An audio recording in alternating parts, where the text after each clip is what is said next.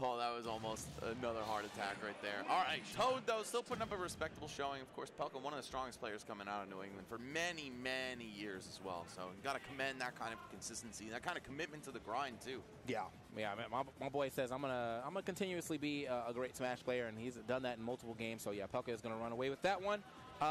Does mean we'll be getting our next match coming up is going to be Jin versus Slime. Yes. Yeah. So Slime, a very strong Bowser Jr. player from up here. Yeah, he's got some great results, and a lot of people I feel like just don't know about this guy yet. But he's kind of like a little bit of a Wi-Fi warrior, a little bit of a local warrior, but he's very strong. I wouldn't be surprised if Jen isn't prepared for this. All right, hey, I'm happy to see it. I always like to see some more of the underrepresented characters. And once you get to a top 8 or like a top 16, honestly, you're probably going to see all the same characters usually. But it's always like that's why it's like watching pools. I'm always like, oh, I get to see some things I probably don't normally get to see. So. And that's in multiple games, too. I feel like I almost never get to see, like, Lilies or Maurices and stuff in SF6 past, like, top 32. So, yeah. Yeah, that's one of the most fun things about pools. Like, not just characters, but players, too, right? Like, some players that are... Oh, I think we might be getting mind game right now. Okay. Never mind. I'd love to see Slime Gen, though. Yeah, if that's possible, you know, if we got time, if this set doesn't go 30 minutes, definitely would like that. But we're actually getting Z... Oh, all right. Well, they're getting what Jin and Slide or Slime are going to be on quad instead. So Z don't and forget, Shu. You are definitely going to be watching. Watch the quad. If you want to watch maximum action at once, that's what you got to watch too. Twitch.tv/House of 3000 is where you can watch the quad stream. You can catch maximum matches all at once. Some of your favorite players may not get on the main stream, but they may be over there. So definitely check that out as well. But we'll be getting Z versus Shu. Shu, the ZSS that did quite well at. Low tide. Low tide. Yeah. And then Z, obviously, resident Canadian, Montreal. Yep. Big homie. Shu has been so good for so long. I remember when she first started coming up in Colorado in Smash 4. I was like, who's the Zero Suit? She's pretty good. And, you know, a couple years later, here we are. She's been traveling a lot lately as well. So big props to Shu, and also huge props to Z. He is kind of like the godfather of the Montreal Smash scene. He's like the Joe of Montreal. Yeah. Right? Battle of Z was just, I believe, 2 weeks ago. HBox and Last, and I think Tilde and Mr. E all came out to that. Oh shit, that's me. Good out-of-country rep. He said my name. He's nice on the sticks too. I think a lot of people don't know that. That's another reason I would compare him to Joe, because he's low-key really good at Smash. Yeah. Probably going to be the Diddy Kong from Z and the Zero Suit from Shu. So this will be a great set. Tilde's been traveling quite a bit lately, man. Yeah, nice to see him out there. Yeah. But yeah, man. Oh yeah, both. I thought you said Shu has been traveling up. Yeah, but Z has too. Yeah. Well, no, I said Tilde. Has Tilde. been traveling a lot. However, Shu and Z have definitely been traveling. You said Tilde earlier, checked, bro. And I was like, yeah, Tilde has been traveling a lot lately. That's nice. But yeah, Shu and Z, these guys, these two players have been traveling quite a bit lately. Shu though, as I said, yeah, she's definitely been leveling up, really. Yeah. You know, putting herself on the board as, you know, one of the premier ZSSs of the Ultimate scene. So yeah. Yeah, I feel like sometimes even players who have been at it for a while, like they're definitely gamers. You know what I'm saying? It's like something clicks multiple years into your Smash gamers. Out of nowhere. We showed up just in time. I feel like that did just happen with some. To find out, actually, I think who they've always been good, but now they're really I think this is who fights Riddles, if I'm not Maybe mistaken. I'm thinking of a melee player, but I don't know. It's not important. Point is. Yeah, this looks like it's who fights Riddles. Keep grinding, because you never know. Because Riddles, like the slightest little wave 3-0 to Pools doesn't make sense to me here, because Riddles 3-0'd his round 1, then 2-0'd his round 2, then 3-0'd his round 3. And I'm not sure what kind of pool structure that means. But it is certainly new. Hitting a lot of top 8s and things like that. But yeah, like the who's in top 8 now has definitely been changing quite a bit too. So but regardless, yeah, Z versus Shu, winner fights Riddles in top 128. This pool's almost done, and then next pool we have got the set win and went back for more, literally. But yeah, after that we'll have Spargo and Leo's pool, which, you know, people are going to pull up for. Spargo, Leo, Zomba, and Dabuz. Wave D is stacked. Capitancito, Icy Mist. It's experimental. What's it experimenting on? ranked 11th, if I'm not mistaken, on the most recent. Experimenting on making top players round 1 suffer even more. From your main game and like do some other stuff. It doesn't have to be another game. Just do some other stuff. Like give your brain time to. I mean, you know, whatever makes the mid-level players suffer more, right? Like I think that's our goal here. Put that together and become a way better character. It's true. Sometimes taking a break is the best thing you can do to improve. Hi, Dill. Just all the information you've been processing, instead of just beating your head. Yo, who is this? Over and over again, you kind of what is? Sometimes I even find myself what is this outfit? What is this drip? And the backpack too? So it's gonna bleed in. Count Dracula ready for school? Whether it's like a specific thing that you. That's certainly a statement. Sometimes it just all sits better. Like you maybe care less about the game and that you don't play like. It was Riddles that had a best of 5 round 1 specifically to annoy him. You know what? Knowing Riddles, I can definitally see that it probably did annoy him. Part 2. Welcome to the podcast. What's up, Max? What's up, TK? And I will answer them. All right, guys. In the meantime, Luminosity Gaming made the mistake giving me a sword. Tweak can't read the menu? That's not chill. No, Tweak's not even here. What if I just banned somebody? I do know that Tweak can read, that's for sure. It was Kazuya, I'm pretty sure. What's the first question? Cashews or almonds? I'm allergic to cashews, so I'm going to take almonds. Hi, Macy. I am indeed shown. Do you like chocolate milk? No. Well, I'm no? Like chocolate milk. TK, like, what? You're never going to be like, someone offers me a drink and I'm like, damn, I really want some chocolate milk. You got chocolate milk, though? Because that's what I'm in the mood for. What's up, J-Melt? HDR at SmashCon. Oh, wait, that doesn't say J-Melt. I can't read. Hell yeah, shout out Massachusetts. Shout out Massachusetts. J-Medget. I'm sorry I mispronounced your tag. Who do you think wins GOML? Well, that's a good question. It's got to be one of the... J-Medget. What's up? Tweak. One of them. Light could come through. Sonics could come through. So, you know what? I want a Sonics W, and I know people don't like Sonic, but I feel like I just need to... I don't think Sonics is here. And it's not the way that like people try to like frame Sonics like tweeted something on Twitter about like taking a long break or something. So good, man. I don't know. Is he actually there? One of those players I'm thinking of where it's like he's always been good, but like you scrambled with it while playing Demon Souls when you were 12. Lamau. Kicking it off right now. Diddy versus CSS. I would say oh, was he at the crew battle? Never mind. I didn't watch the crew battle last night. I remember before, it was like on Thursday, Sonics tweeted something about not wanting to go and wanting to take a break from Smash, and Z is dead. Never mind then. That's the one situation you definitely want to avoid at any point in time is getting neutral air that close. Did they seed Leo Tweak opposite side of bracket just to get Luminosity Winners Finals at the Luminosity event? It's entirely possible. Something that I hate to break it to you guys, and especially since I don't seed anymore. I'm no longer a seeder, and so I can reveal the secrets. Sometimes you don't ask yourself, does this person deserve this seed? Does this person need to have this spot? You ask, would this make a good story? But yeah, you should definitely peep that. I gotta go find it now, yeah. And that usually ends up in a much better tournament. I won't tell you which tournaments. I will, but when I was like the main seeder for Smash Bros, which is like really weird to say, but there was a period of time like right after quarantine where I was the lead seeder for pretty much every major tournament. And during that time, I would see people talking on Twitter about like, holy crap, these were some of the most hyped sets ever. This was one of the most exciting tournaments I've ever watched. None of those sets would have happened if I didn't seed for the storylines. And obviously, like, I'm not going to make, like, you know, Johnny Appleseed 3rd seed because it would be funny. Like, the seeding still makes sense. When I seed for the tournament, when I seed for the storylines, like, it's still reasonable, it's still logical. But it's a little bit different than, like, direct results would have.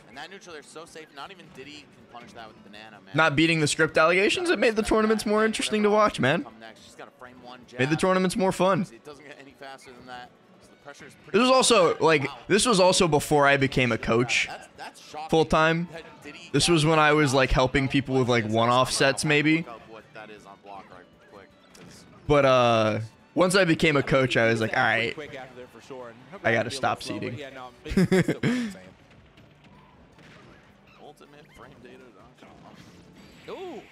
Damn. platform and everything. Shu fucked Z up. It was a good idea from I'm a Z fan too, so that kind of hurts. Smash way closer to the glass zone, maybe They're purposely underseeding Leo a bit to try and bring out LSI Leo. So I was the one in charge of LSI, and I remember before seeding came out, because I usually, especially at invitationals like that, I like to show the players their brackets before like they get publicly posted, as long as they don't leak it. And so I was showing all the players their LSI seeds and like explaining Swiss bracket to them. So I was like, okay, so your round 1 will be this, but your round 2 could be one of a few players depending on how round 1 goes, so on and so forth, right? And I showed Leo his seed. I think he was 3rd seed at LSI because I think 1st seed was Akola, 2nd seed was Light, maybe. If I remember correctly. And Leo was like, damn, I'm really 3rd seed. I was like, yeah, man, I'm sorry. And he was like, no, this is going to motivate me. Obviously, Mewtwo's not what he used to be. I still feel like you should try it, though. And it did. Yeah, right? It did indeed motivate him. He did get motivated. Mewtwo apparently is insane right now. Yeah, I saw they put out a tweet. They're like, yeah, we're going to hotfix this guy. He's busted.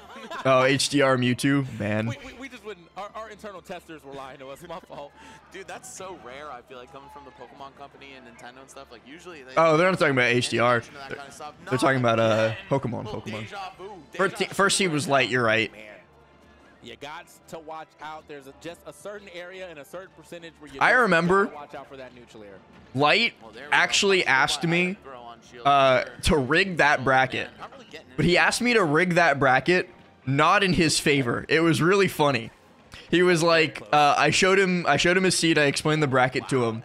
He was like, give me all of my bad matchups I need to practice or something like that. He was like, give me Meister, give me the Steves. I was like, listen, man, I'm not gonna do that. Like, I'm not changing the bracket because you want a harder bracket path. But I kind of respect it. And then he got 13th, and I was like, Then he got Big D round 1 and lost anyway. So I guess maybe I did fulfill his request, even if by accident. Bro turned up the difficulty. You know, Halo, I think it's Halo 3, the legendary difficulty slider, where it's like, you're outnumbered by enemies that have never known defeat, or something like that. I didn't give him Big D, okay? The thing about Swiss, and I remember somebody on, yeah, I didn't even seed Big D. Big D got in through the LCQ. But the thing about Swiss bracket is that it is literally impossible to rig. If I wanted to rig a Swiss bracket, I would not be able to. That is not how Swiss works. You are literally just put against people who have the same record as you. It's just literally not possible. 114 on the ZSS. That's definitely a quick. Yeah, Banana Toss up smash. Banana Toss F smash if you're close enough to the ledge. Yeah, is he going to find that opportunity though? Shu has just been so safe with all. Yeah, LSI was a really fun tournament. There was a lot of really fun stuff there. Oh, doesn't die off of that. Oh, there you go. We answer, like, who do I think LG is signing next? John Numbers. No, get back up there. Come on, what are you doing? This is my moment. You're ruining it. The neutral air is started. I saw it, bro. Yup. Shu only has one thing on her mind right now, and it's just ending this game. Come on, Z. Specifically Nair and then flip jump. Flip kick. Excuse me, I just woke up actually. Banana in hand. I went to sleep after chess finished about 9 a.m. Diddy's so scary when he has you in the corner just because of that ledge cancel monkey flip. The pressure, the options, they seem infinite sometimes. This is a problem that Z has a lot in his play, especially in last hit. He doesn't hit banana confirms because he's so certain that he's going to miss the banana that he's already doing the other follow-up, like if he missed banana. And so he gets a banana knockdown and then he doesn't get F smash off of it or whatever off of it. Hold up, double forward tilt on the shield, but no, Z able to get right back on with the monkey flip. Z missed banana there. Down smash tech chase would have been ugly. Wow, there you go. Smash, and this time with rage, it's gonna kill around that percent range. Yeah, you saw it. She was able to live the last time. but now there's a lot of damage on. Yeah, actually, speaking of LG though, I knew about Zomba and AK ahead of time, because Zomba is terrible at keeping a secret, first and foremost, but also just because I'm good friends with LG's manager, which is a Steve main by the name of Cruzy. Shout out to Cruzy. And I can keep a secret, you know? I don't leak things unless it's really funny. But I knew about Zomba and AK a while in advance. I don't know who the next one is. I honestly think could just straight up go either way. You could say that about so many of these sets. We said it about Pelka. Yeah, LG was in talks with AK all the way back at like Battle for the South. So Zomba and LG or Zomba and AK are LG players, like on a case-by-case basis almost is the best way to think about it. Where like, oh, if they do really good here at GOML, they might get to go to another tournament. If they do really good at the next tournament, you know, that sort of thing. Where like they're almost like sponsored on like a trial basis. But they definitely know who Z is. So maybe they're just sleeping on the board. Ooh, down smash on the roll-in. Nice. Action pushes Z the other way. Z is definitely looking for. Oh, still worked. Got it hit, but looking for a little DI mix. I don't actually know exactly how it works. I just know it's like we just like Zomba was like, yeah, I just need to keep doing good at tournaments and I'm fine. If you're not building any percent. Yeah, kind of like how Meister was with Moist. Yeah, exactly. It's almost just like Moister. Which I think is cool. I think it's a really cool thing to do for like really good free agents. And I know LG had their eye on Zomba like even before he won Crown. ZSS's banana trip right there. When you get stuck off that flip kick. Someone or worth just following. the flip jump. I keep saying the wrong one. Flip kick, flip jump, same thing, Max. Nobody cares. Both these characters relatively the same-ish move. Relatively the same move. Let's go, TK. They got the same back air for sure. One of them just hits like 100 times harder. Oh. Speaking of back air. Yup. Man, let's get one off of the stage. That's going to be a nice F smash. Got a slight bit of charge too for that extra damage, but isn't enough to take the stock yet. Yeah, any closer. I think LG's next player isn't a player. Hanging on. Oh, but not for long. Down tilt top smash, so reliable on ZSS. People can prove themselves for a real sponsorship. Yeah, and I think like it's a pretty big test too, because one of the biggest things about like especially current day Smash sponsorships, it's not just competing and doing good in tournaments. Unless you're like a top 4, top 3 player, do some content. Do the stuff around it. Dude, I was so confused when you said they're not hitting Z. I'm like, but wait, it's Zaire. Of course she's hitting Z. Yeah. Like, oh, all right.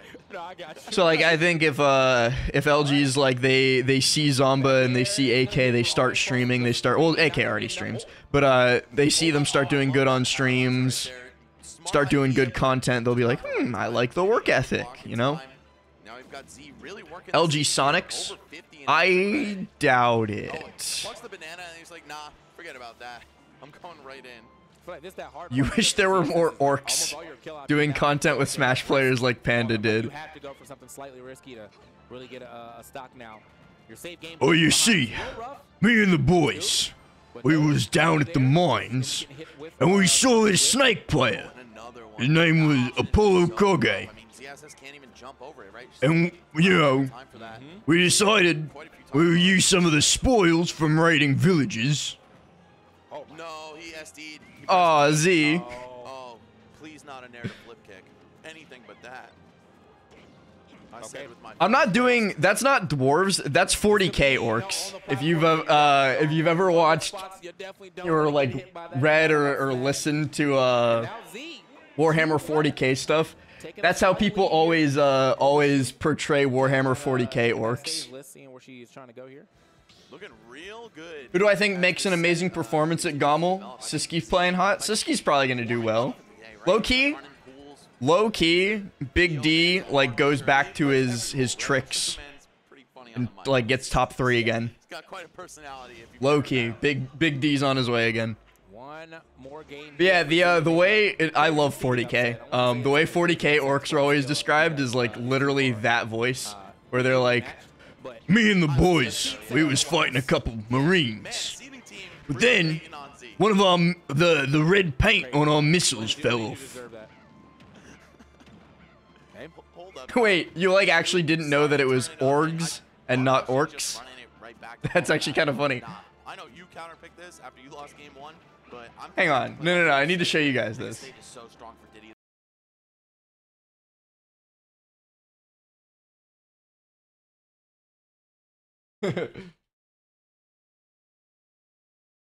No, that I didn't want the. I didn't know that was a song name. This one. Did these orcs seem smarter, or... Well, we managed to capture an orc, and he said, "We've been writing red, because red makes you go faster." So our boss said, "Oi, maybe it makes you get to learn faster." So as we wrote in red, and now we smarter. And we almost stopped fighting to contemplate life, but it got Barbog all depressed, and he cramped himself, so now the boss says we can't read no... So now as the boss says we can't read no more.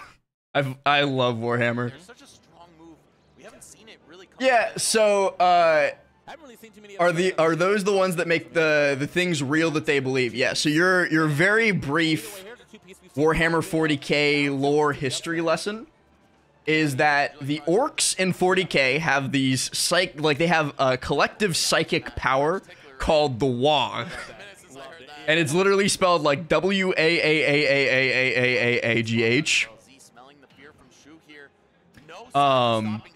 And with the WAG, basically anything that enough orcs believe together just becomes true.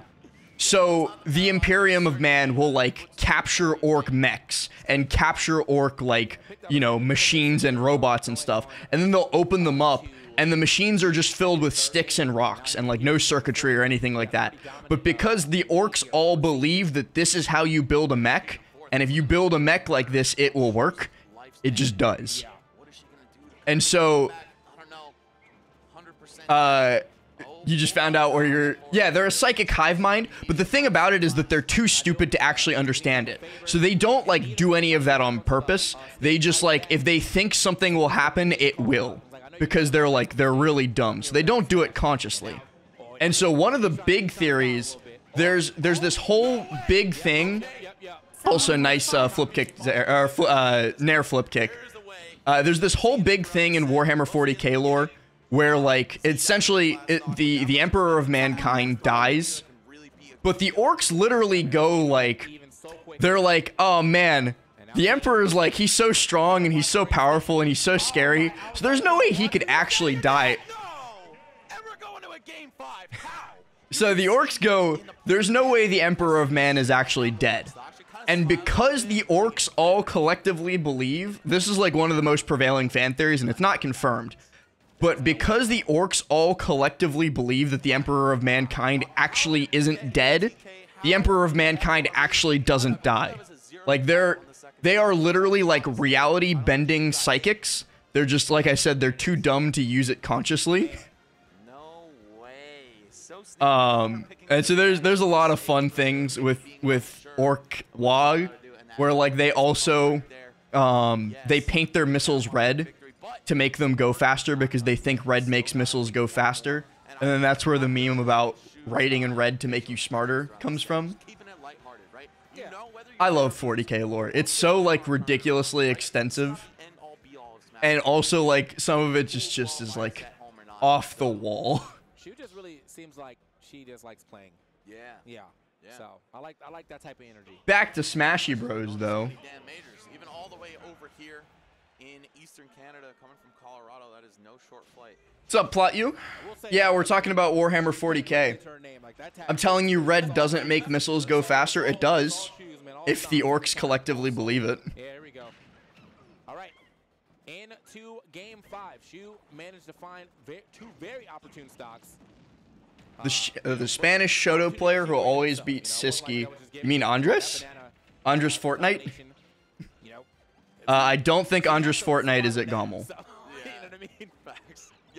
Mr. Sardine County. Ana's like get up and go bars, and the Oh, secret is put she the puts her foot- foot in it. That's the secret right there. That's definitely. Oh, okay. I was like, not again, but a little too high up on the percentage now to probably go for it.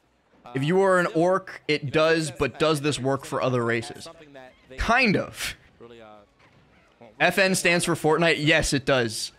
He's like very open about the fact that the FN and Andres FN stands for Fortnite, and it's one of my favorite Smash tags for that reason.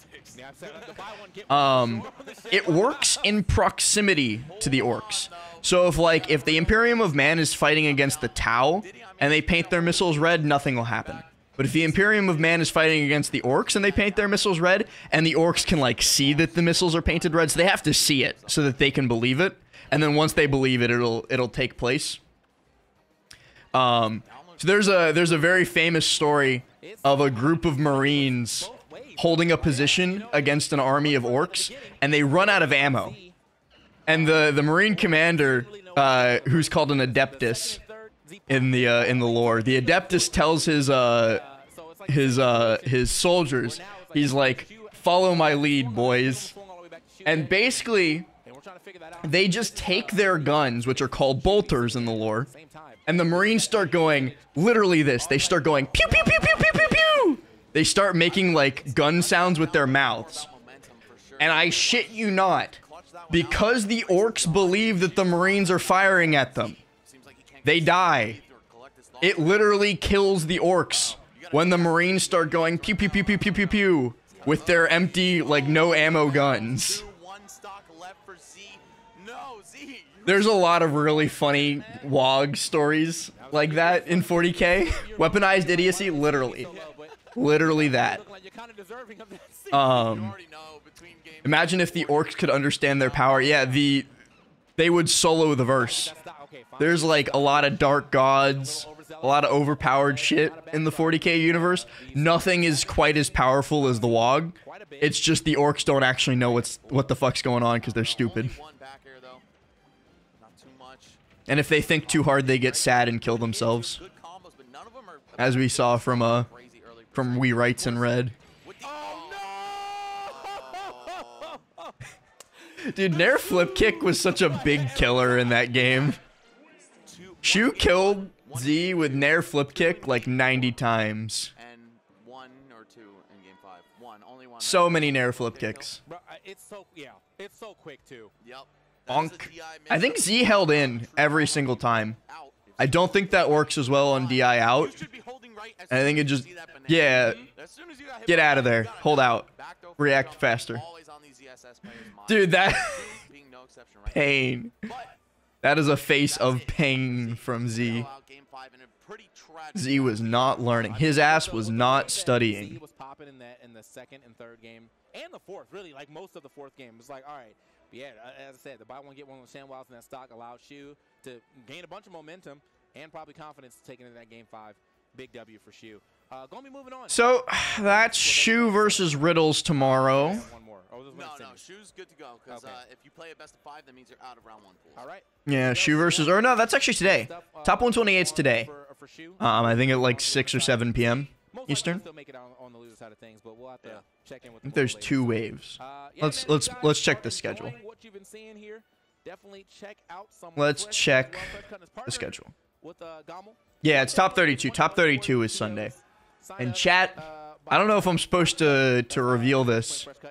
Cact told me if I paid him, I could co-stream. So they're selling co-streaming licenses.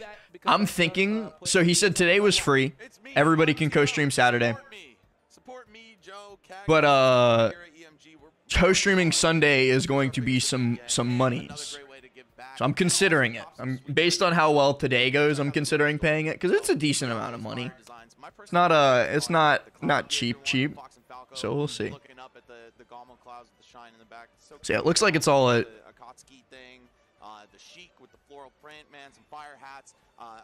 it's all at 7. Right now. Yeah. But oh wow, I just realized my headset's been blocking that polar bear this whole time. Either way, yeah, Max. GG/GOML, you already know. Coney got flight delays. Coney wasn't going to this, was he? He's not on the commentary roster. Also, make your way on down to Miami, October 27th to 29th, Newport Beachside Hotel and Resort. We were there last year and it was great. Dude, yeah, straight up one of the most fun events I've ever been to. And What's up, Luma? Like, I wouldn't lie. Hang on, I'm checking this. I wouldn't be talking about them, but it's literally right. Also, I missed the dogs. The dogs last year were great. You don't even have to cross the street. They got jet ski rentals right there. I spent like $300 on them last year. GOML Twitter tweets too much. Myself, I will say the vibes were immaculate, so definitely bring your. Where is it? Where is it? Oh my God! They tweeted 47,000 times yesterday. What's going on with Miami? Have not been announced yet. You might want to stay tuned. Oh my God! Here it is. Top 8. We might have a little more information. That's all I can say. But Yeah, no Coney. Fire. Please sign up. Steve is banned, by the way. For any Steve haters out there, you know, we want to give it a No Coney. See if it would stick. Rest of the community, you know, feel free to catch up. Like if you don't like Steve, just ban. Max is trying to sell this Steve ban. Big shouts to Red Cross for supporting the event. Very much appreciate y'all. I mean, it's always, you know, first of all, I'm always gonna be a fan of Red Cross. They're doing the right thing. They're doing good things for the people out there. But to partner with Smash, The Gateway Dogs, dude. Any tournament with dogs at it is great. Loving it, loving it. I love dogs. Yeah. All right, yo, TK, it's been great, man. Shout out to all the partners and sponsors for the event. We got Coffee Crisp, Red Bull, Red Cross, as you just talked about. Speaking of Coffee Crisps, at Battle of BC, there was like some dude was just walking around with like giant boxes of those Coffee Crisps and handing them out. And I ate like 12 of them. I ate so many of those. It was very delicious.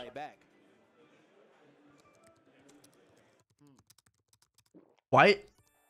What is this emote? There's an H-Box gritty emote?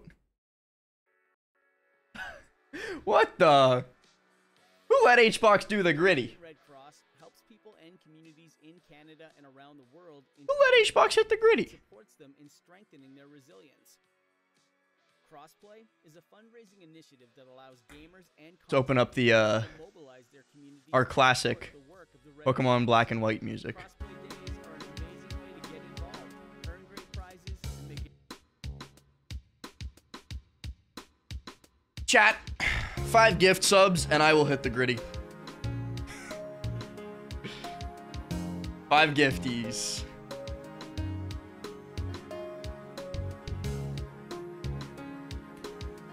You missed the crew battle yesterday, but you didn't think it would be that close. Did anything happen? I didn't watch the crew battle either. I was sleeping.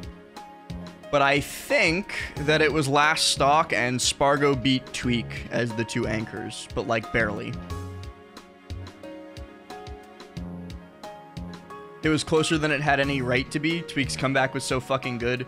Tiski did well. I think all of those things that all of you people said are true. I didn't watch it. I just saw like 2 or 3 clips. Riddles was MVP for Team USA. I feel like that's sarcasm. It was Last Stock, but Spargo was pretty confidently ahead. Yeah, but like Tweak could have just killed. It should have been a blowout, but I don't know how USA made it close. Because we're better. We're better. Tiski and Leo take 5 stocks each. Leo was just mad that I didn't put him on my alien crew battle. I think that's what happened.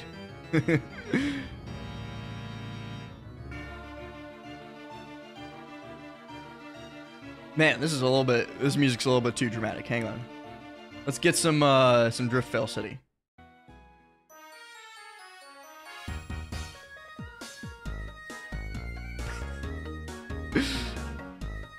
God, I love Driftvale City. Tweak had tap jump on versus Leo, dropped 2 stocks, and raged in front of the player cam. Dude, I love Tweak, but he has some of the funniest rage clips. Some of the funniest rage clips of any Smash top player. Like the one of him versus Zomba at Crown, where he's like the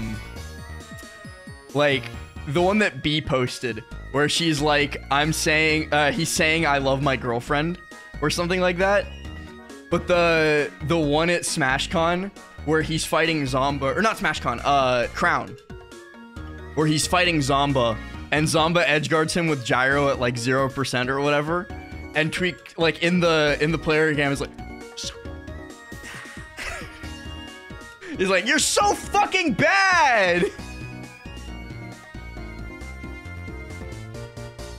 I love those clips. The Shine set too, where he like misses a waft confirm and is like, fuck! That one was only that funny though, because B tweeted it, Tweak's girlfriend. She tweeted it with like, he's actually saying, I love my girlfriend. When Mars said fuck you to Siski. You guys should hear some of the shit that that escapes top players' mouths when they do funny things in game. Did I see that Senra got 5th at the Japanese major? Of course there is another Japanese major. Frankly, I've stopped caring about Japanese majors. There's one every weekend, and there's a random result that everyone. Senra got 5th at this one. He's gonna go 0-2 at the next one. I feel like that's how this just works now. Mia won? Of course he did. Big surprise. Mia wins, or if Akola shows up, Akola wins. Tsubaki got top 8 again. Tsubaki's really good at the video game. Ashimo beat Mia for the first time, and then he got washed in grands. Beating a player only counts if you finish the job. You know what I'm saying? Getting your... It's like that one tournament where Meister beat Leo for the first time and then got 6-0'd in grands. It doesn't count. It doesn't matter. You still got washed. Colosel? Yeah. It doesn't count. Nobody cares. Like, sure, you got your first ever set win on them, and then you lost. The buzz at low tide? Yep.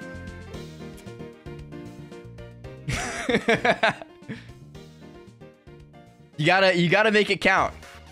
Sorry.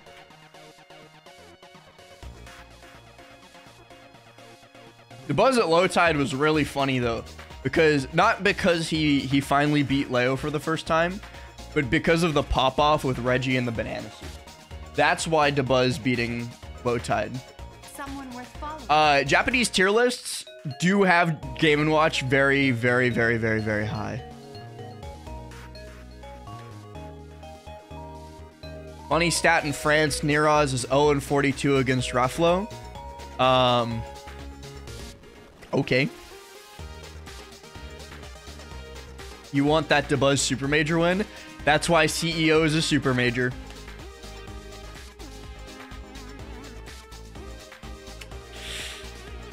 Reality can be whatever we want it to be. DeBuzz won a Super Major, chat.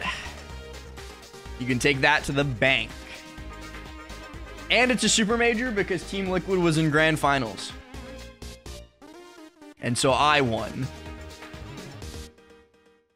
That's why he's going to win GOML. True.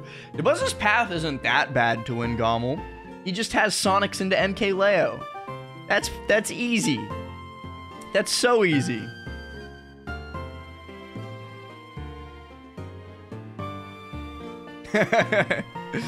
You are a patriot.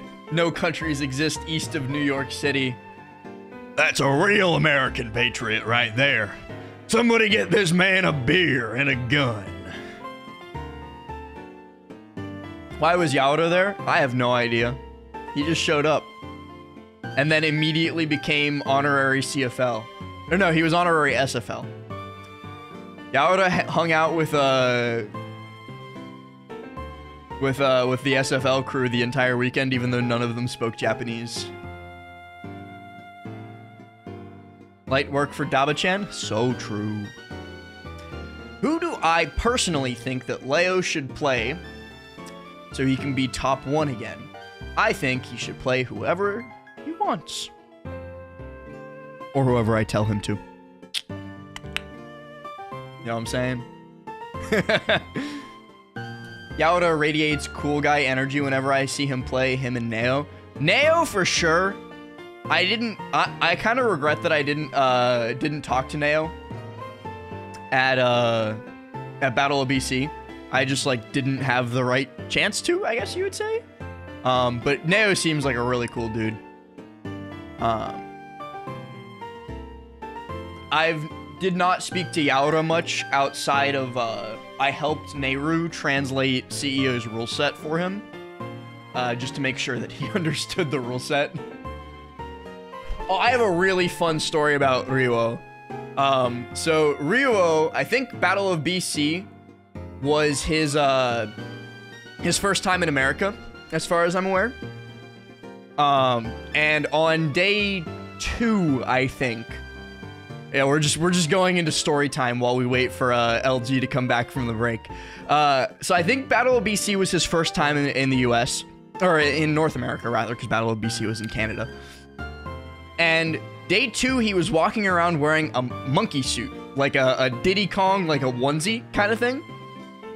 And it looked funny, for sure. Like, it was the Diddy player walking around wearing the Diddy cosplay. But I went up to him with the help of Mezzy and asked him, I was like, why are you wearing that costume? And he gave the most adorable answer that I've ever heard from anybody. Chat, I want you to guess what Ryuo said to me when I asked him why he was wearing a monkey suit. I'll give you one guess. And it does not have to do with him maining Diddy Kong. For Aaron, nope. It was not for Aaron. It's comfy? Nope.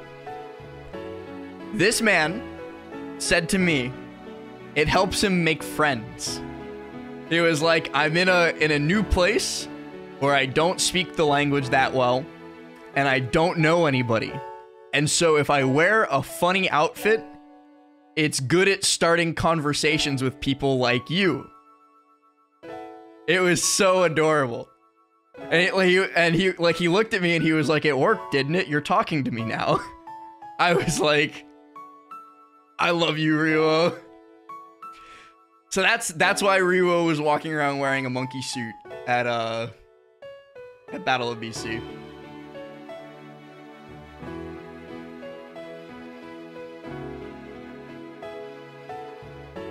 Also, yeah, why is we've got N's theme playing behind this, makes it sound a lot sadder than it really is. Let's pick some more upbeat music or some more normal music. His actual fit, yeah, he was wearing the like the kimonos, right? If I remember, when he wasn't in the Diddy suit. It was a pretty fire fit.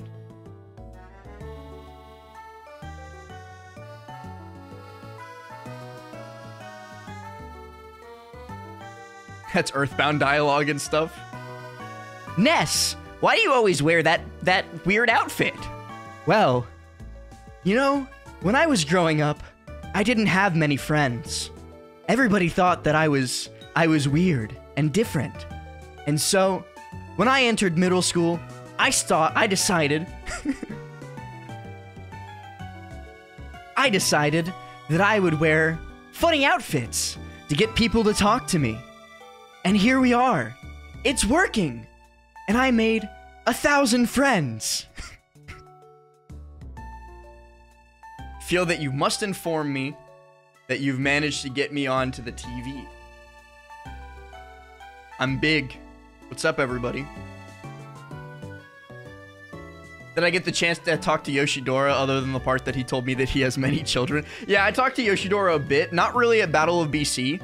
But we were at dinner together at Kagaribi, and he's a nice guy. He's just a normal dude. I feel like people expect Japanese top players to be like, I wouldn't say eccentric, but they expect them to have like some sort of quirk or something, I guess. Yoshidora's just a guy. Like he's just a bro.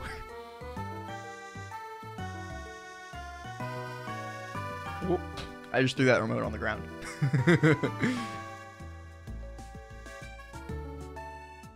Turns out most people are just people.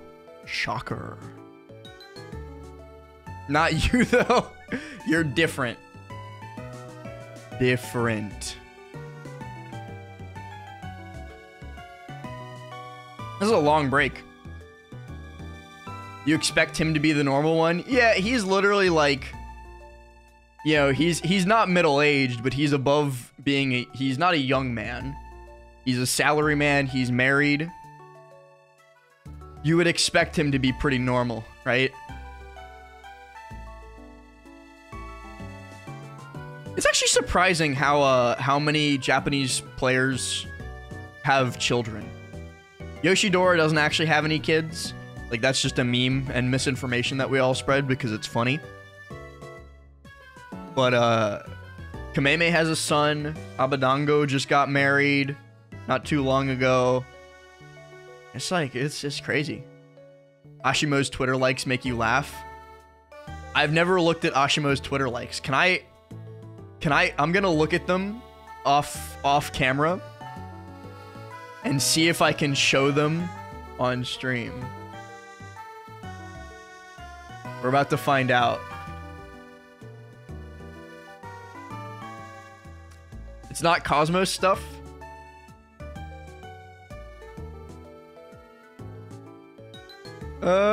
This looks like just a bunch of Smashy Bros stuff.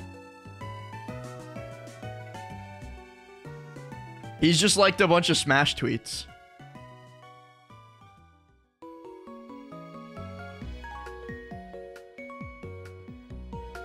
Actually, most of Ashimo has liked like 100 tweets within the last like 10 hours.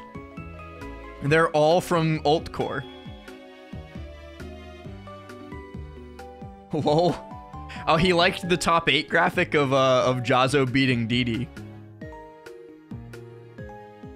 Yeah, so Zachary, as we all know, is a big fan of, I forgot the name of the anime, but there's the anime that has the Japanese horse girls. It's like Uwarimono or something like that.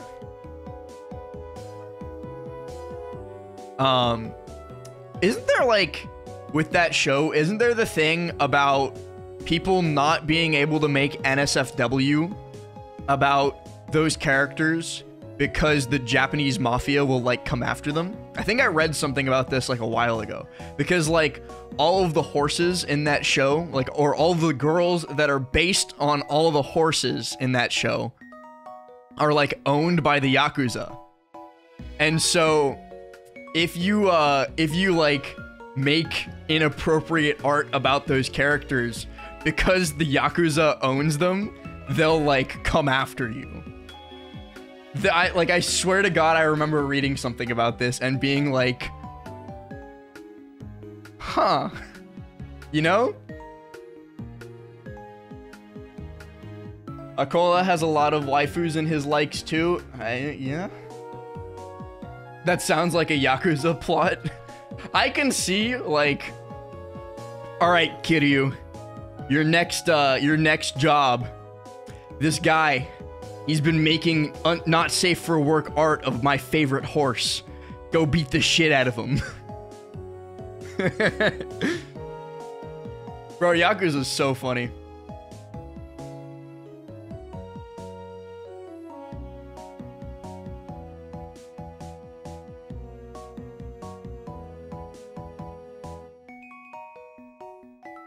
Zachary is just more funny because it's the only thing he likes.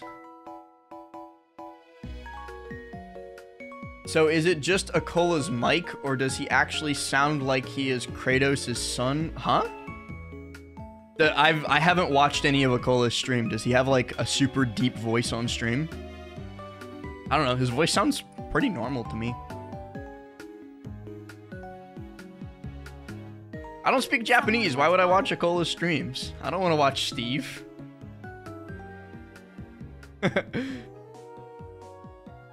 Like Atreus. Oh, does he sound like Atreus or something like that? I don't know.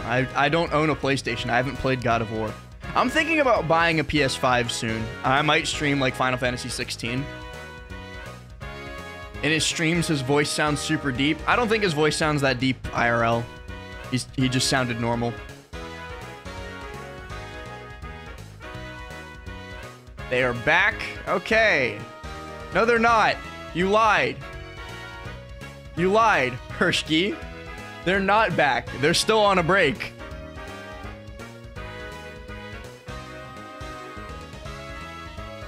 He did a Persona 4 Golden. Persona 4 is older than him. Is that true?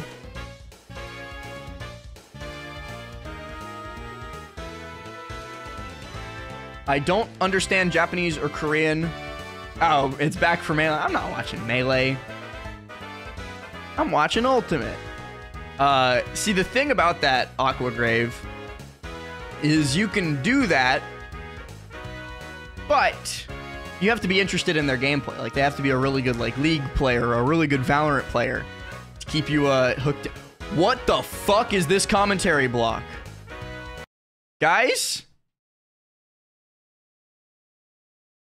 Goblin and Script. What's up, baby? Come on now. Script. Moist Goblin here. You know what it is. What the? So many great players, though, Goblin. Who are you looking forward to see? We got people like Spargo. I think I knew about this, actually. On the sticks here. I'm looking most forward. I think I knew about this ahead of time. I think Script mentioned it. Breakdown from me. You can see for yourself as well. Zomba DeBuzz coming up on sticks as well, too. So many heavy hitters. Like, all very easily just make up a whole top 8 for a very stacked event. But like 6 players could win the bracket. And it's Larry Lur. This is gonna be a funny commentary block. Bracket's really tough this weekend. Getting into it early though, we will be seeing Larry Lur. Larry Lur. Of this pool D we have coming. If Larry Lur 4 stocks this guy, I will hit the gritty. At DreamHack most recently too. So we go Big Lur. Player here that will be DGK. PS2 to start off. Oh, that's DGK? He's I think CFL. He's been coming out for a couple months now. Very hungry. A lot of Lucas player in your region as well. I know Choco Taco also in the Florida area too. So yeah, and Choco Taco is probably one of the best Lucas in the world too. Like maybe like top 3, top 5. Well, we got a crazy top 3, top 5 Lucas. Obviously, Larry Chat, very adept with every spacey. I'm gonna be right back. I'm gonna go heat up my dinner. I cooked yesterday. I made too much food yesterday. I made meatballs. Made too much food yesterday, so I conserved some of it. So while Mr. Lur is farming this Lucas, I'm gonna go microwave some meatballs. Give me that up the down throw too. Drag down, reset it. Okay. Yeah, too far. DI'd away that so we can get the forward air. Let's get a reversal from DGK. Coming back in hot. Forward air, miss space. Not going to get the landing. Oh, the double jab block. Oh my goodness, Larry. Oh, laser 2 on the jump. Not quite yet. Dropping the combo just a little bit. I think it was supposed to be a doubles there. Oh, wow.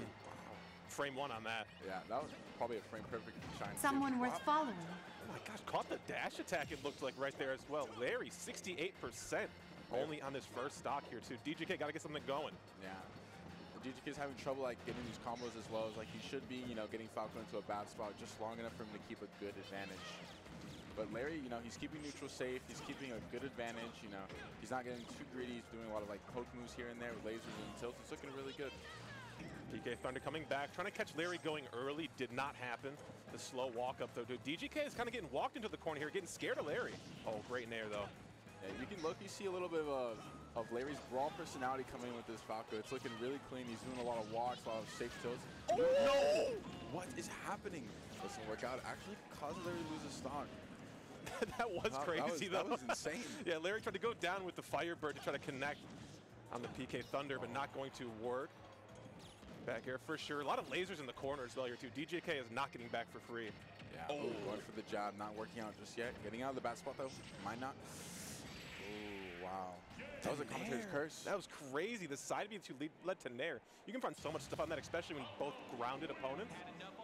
Finds the nair forward and will die. Larry looks so clean there. Yeah, Larry actually was talking to me before the pool, and he was like, hey, I have to fight a rogue player. Like, what do I do? And I'm like, what rogue player? And I don't know if they're tagged, but apparently there's a really good one from Saudi Arabia. I know a couple of them came down to this event. He was pretty nervous, so I think he's trying to be really warm, really poised for his pool here, even around 1. That's what I love about GOML too, though. There's so many people who come from every single corner of the world just to be here, and I think that's one of the big benefits for being in Canada. Yeah, and I think the event capped in every event. Yeah, so many people, Melee and Ultimate as well. Biggest Melee event not in the US ever. Really? Crazy. But that's actually insane. Yeah. That's a stat. Ooh, forward smash not going to connect. Larry gets a grab for it. juggles though. Even that air What the fuck? Why did my viewership go up when I left? That's kind of fucked up. That's kind of fucked up, don't you think? What? I got more viewers when I left. That's fucked up. I should leave more often. I got like 10 more viewers when I walked away. There's gameplay now? Okay. You make a good point. But no, it's because I left. Oh yeah, these are my leftovers from yesterday's dinner. It's meatballs, green beans, and jasmine rice. Meatballs, I tried this sauce. My mom recommended it to me. It's mayo based, but it's mayo, sour cream, sriracha sauce, and soy sauce. And I think I put too much soy sauce into it because it was a little bit too salty. But next time I make this, I'll probably put more sriracha, less soy sauce, and maybe try and make it like spicy. But it's pretty good. I'm a fan. I had to thank my mom for the recommendation. Yeah, Lucas is slow on the ground, so getting away from him as fast as you can in tech situations is always good. That's going to close it out, though. Tall mountain to climb, though, but we've already had it begun here after that down smash. Ooh, got caught in the air, though. There was no jump, but we get back grounded safely. That's what matters. Ooh, dropping the combo. You don't want to see those when you're playing Lucas. Every neutral win matters. Yeah, it's really good. It's just a little bit too salty this time around. When up a stock versus like when the game first starts, you know what I'm saying? Yeah. Yeah, he flies right at you when he has that lead. Like he was playing. It's also my fault because my mom, like, she sent me measurements. I didn't use them. I'm very bad about not following measurements when I cook. I cook based on vibes, you know? Yeah, there was some scuffed DI there. I can't lie about it. But yeah. And when you cook based on vibes, sometimes it goes wrong. New player as well too. Very good to get that experience. Yeah. So especially such a vet like Larry Lure, you always want to get those matches and that experience in as early as you can because, you know, it's not every day that you get a chance to fight Larry Lure, you know, and he's been playing for like 10 years You now, do the recipe once right and then mess around after that. I don't even do it once right. So good. Absolutely, yeah, vet mentality. And also being able to play against someone like that, if you ask Larry about the set after. Anyone else think Lucas is good, even though he has no results? I'm going to be honest. I think we're at the point in Smash Bros. Ultimate where if a character still has no results, they're probably just not that great. We are 5.5 years deep into Smash Ultimate. If your character still hasn't done anything, they're probably just like not that great. But here, while we're on, I'm gonna try not to pull HBox Pizza. But here's what remains of my plate. You can see it. Someone worth following. I didn't spill it. Let's go. I forgot that Twitch ads break if you pause them.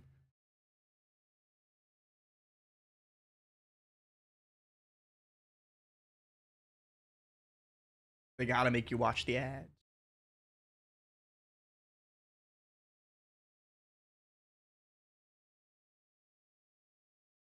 Yeah, Shulk sucks. I was arguing about this with all of you a couple days ago. 5 years in and there are no Shulk results. So if a character is so difficult or like so complex at a top level that that like nothing works, nothing actually happens, they're probably not actually that good.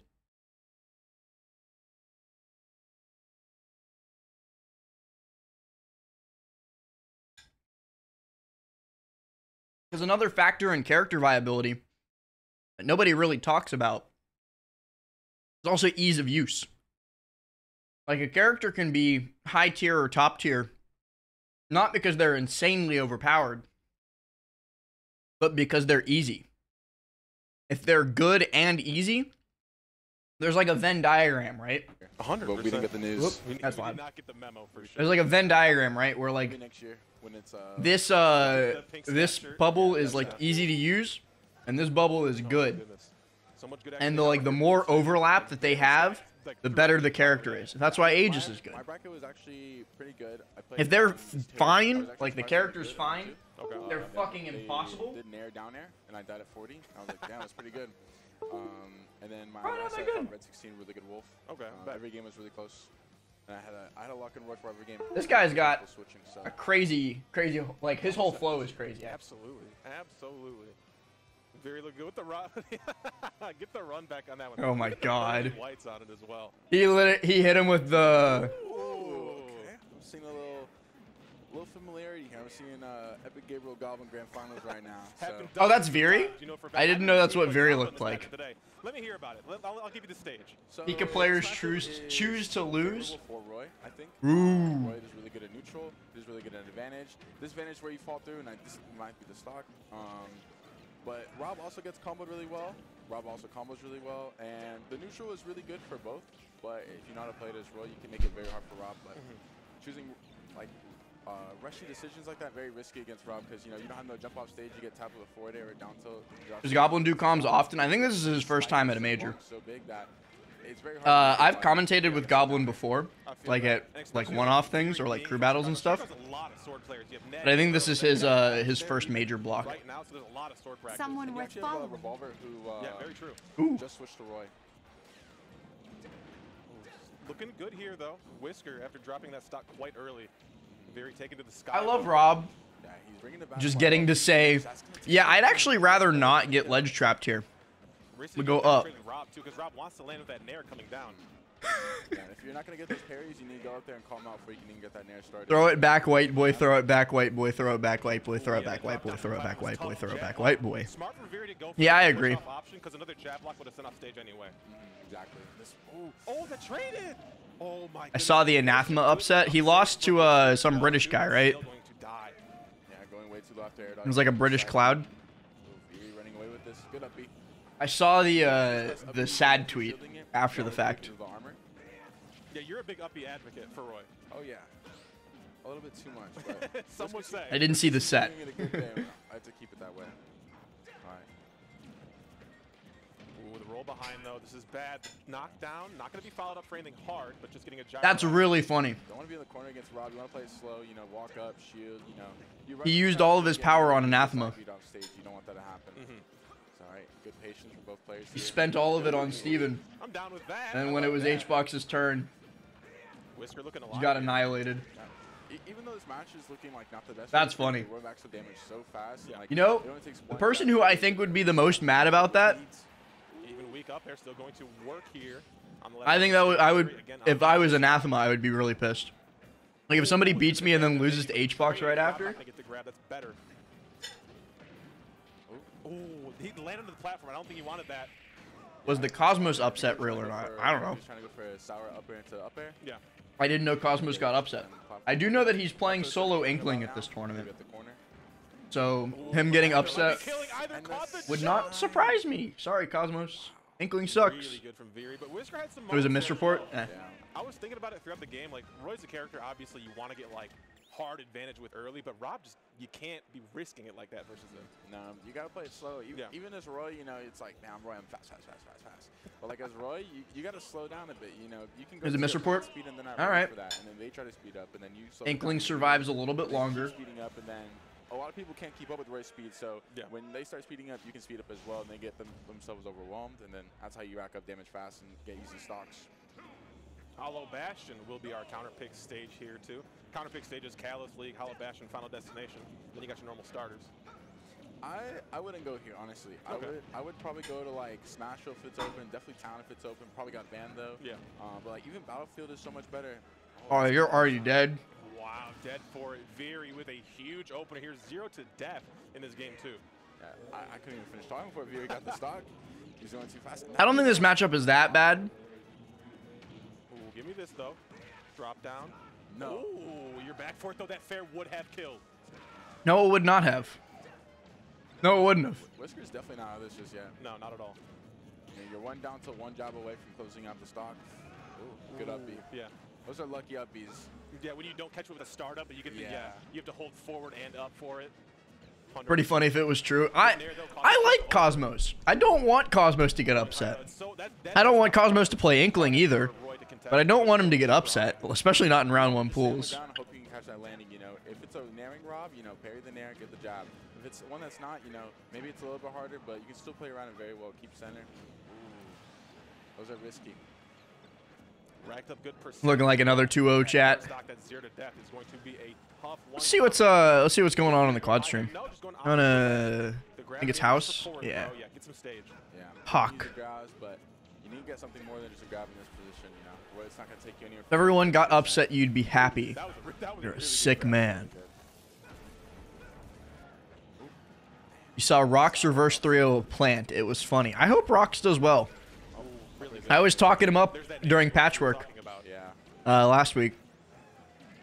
Okay, give me the approach. Caught that in there early. Everyone else loves his Inkling. I just don't like Inkling. So I like the upbeat, but if you parry it, you get so much. So going for the jab, that's like an extra 30%. Okay. Anyways, back to the mainstream. Does not look like Viri was ready for that. Great spacing on that nair, though. Yeah, just spacing right outside the forward range. You know that's the fastest way Rob can get out of shield. Oh. You know who I just remembered? You know who I missed? You guys remember MJ, the Rob? He was MDVA, I think. He was also really good at Nasby. When Nasby was like big for a little bit. But MJ's Rob was fire. Is Whisker coming alive? Whisker bringing it back. This conflict actually no. You also have this pair of pajamas? Hell yeah. I think they shielded. I wonder what happened to MJ. Probably just real life. I think it was like really fast. Right, I would assume. Holy shit. It's Samuel. That's the second time before the set and after the set. Look at him. Oh, he's gone. Great stuff going to Viri. And honestly, Whisker comes back and looks at this VOD. Very happy to see you on commentary. Yeah. Oh, I think might have been a shield poke actually. Yeah. Maybe like a quick shield drop looking for a parry immediately. Yeah. That happens often when you're trying to like parry against a Rob Nair or parry against like a Rob back air. Man, this guy was playing to the camera. He saw a camera and he saw his opportunity. But I think he's excited to move on. You know, almost really stacked him. Yeah, how could you not be putting on for the boys in Chicago as well as the Florida if you want to talk about it for sure. Very, very fun to see. And again, I don't think there's a better person in this venue that could have been on commentary. You hate Game Boy Advance Fire Emblem. How? Good info to be going for. Game Boy Advance Fire Emblem was great. Even very watching, you know. Did I see big MPG versus Big Duck Hunt Fan 7000? No, and I'm thankful for that. I know in the start of Ultimate there was like I think for the rest of my life I will wow. What is going on? I will praise the Lord. And 4 years later, you still can't. I've played all the Fire Emblem games. Yeah. He's come back. So. I love Fire Emblem. Very, very one of my favorite series. Looking very strong. Seems poised. That was a 1-0 match, so both players were 1-0 in their pool. So Viri currently at 2-0. Then you have Whisker probably going to trug through losers. The first Smasher to have played Roy's game. There's a couple of us. You have Zomba, Burst, and Venom coming in that pool. So much. Engage was a bit better. I actually, and this might be a future stream, I still haven't played Engage. And I know that's going to be blasphemous from somebody who claims to be, you know, the world's biggest Fire Emblem fan. But I have not had time to play Engage yet. This guy's good. Yeah. I'll play Engage soon, though. Soon, TM. Like, oh, who do I fight? And then, like, I gotta fight Burst. I'm studying Yoshi for 5 hours now. And it's like, you ruined my night. It's like, wow. Like, just the thought of having to fight him is crazy to a lot of top players. But we have. Oh, Samuel's on stream. Here. Yeah, Samuel versus Toa coming up on. Took you 6 months to get around to it? Well, it's been longer than 6 months for me. Samuel, the 104th seed from British Columbia, Canada, rocking. I will say. Recently 97th place at the Battle of BC 5. I still have not been spoiled on Engage, and if you spoil it, I'll find you. Yeah, I'll take 2. And he just gives me a whole box of Cossie Crisp down to the bar. And you've been but oh, you got hit with an ad. Whoops. I did not see MPG versus Big Duck Hunt Fan, and like I said earlier, I will wake up and thank the Lord every day that I did not, because that doesn't sound like any fun. That you like pop in your mouth like because the pops, they definitely take it. 100%. Now, Toa, Alir yells emblem engage at one point. See ya, Chugga. So we're probably going to be seeing, like, we're going to be seeing a good set. It'll be Bayo Steve here. That's a really fun matchup to see. Oh, this is gross. Who is this Bayo? Is this Demon? I don't know what Demon looks like. We might be seeing an even better matchup. I know there's a couple Bayos here. Ooh, I'm down with that, too. Obviously, you played Steve at GOML last. It was a crazy Game 5 set, and MPG lost in the end. Here and there, but, we do not care. The winner of Duck Hunt Mega Man, I could not be less invested in the outcome. I think we're going to be seeing a different matchup here. Ooh, okay. Yeah, Professor J, I would recommend as a start. Oh, this is that's not a Bayonetta. Do not start with any of the early Fire Emblem games. Those are good, but they're only for you if you're like already a fan of the series. They're always like really well respected because, you know, playing characters hard is this meta too. I would recommend Awakening as a first game or Three Houses as a first game. Those are both good entry points to the series, and if you like those three, you'll like Fire Emblem. Characters who like mid tiers that struggle with Steve. Corrin has the range. Corrin has the power as well. Especially Awakening was my first game, and it was definitely like what made me really like Fire Emblem. That's one you can't forget. And so I went from Awakening. I played Awakening a little bit after it released because one of my friends recommended it to me, and then I went from Awakening to Fates. I hated Fates. And then from Fates I went to Three Houses, or from Fates I went to like all of the older ones: Path of Radiance, Radiance Dawn, Blinding Blade, Shadow Dragon, all that shit. And then I played Three Houses when it came out and was like, yeah, this is the best series of all time. Trying to knock off the TNT so it doesn't blow. Chat, who does everyone main in ult? That's actually a pretty good question. Everybody tell me who you main in ult in the chat, and I will call you cringe or based. Everyone who you know who didn't start with Fates hated Fates. I don't mind Fates' gameplay. Fates' gameplay is some of the best in the series, but the story is awful. And I play Fire Emblem for the story a lot because I love the gameplay, but I like the story a lot too. Corrin, Wolf, Mewtwo, Bayo, Sephiroth, Rob, Bowser, Rosa. That's kind of based. I'll give Bowser Rosa the seal of approval. Lucina, Peach. You know what? All of you guys are fine. All you guys are fine. See, I really like Fates' gameplay. Like, I'll replay Fates and skip all the cutscenes every once in a while. Roy, Shulk. What's cringe then? Steve.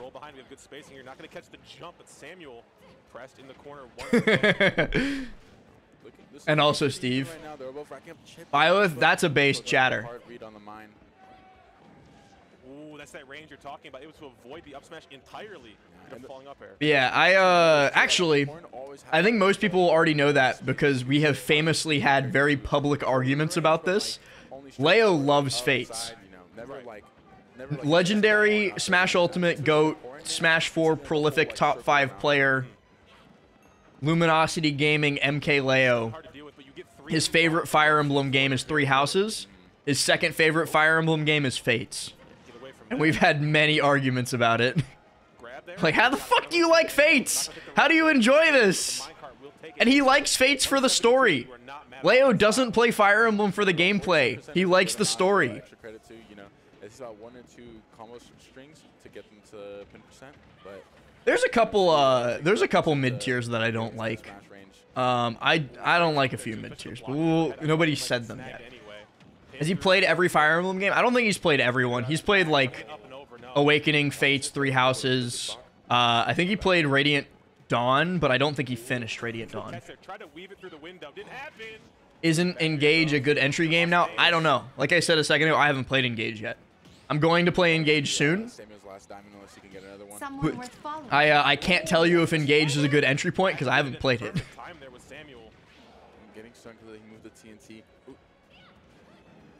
Many grabs coming in from Tawa, but Samuel yeah, so same thing with Final Fantasy with like 10 and 15. I think a lot of those stocks were started off of pin. They're all different. Like there's Fire Emblem games aren't except for so like Path of Radiance and Radiant Dawn are direct sequels. They're the same characters, same continuation of the story. But most Fire Emblem games are bespoke. They're separate. Echoes is the best game. All Eggdog team members. Echoes is good. I'll give it up. Shadows of Valentia is good.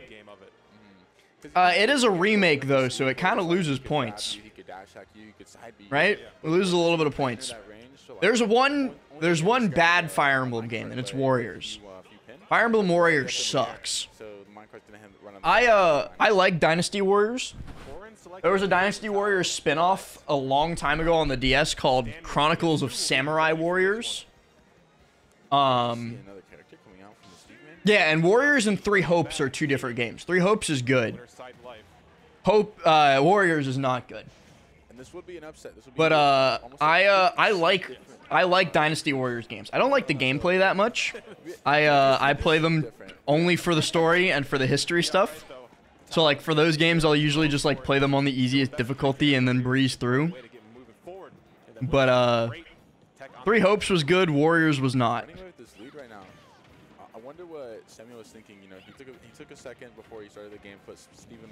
I could talk about Fire Emblem all day.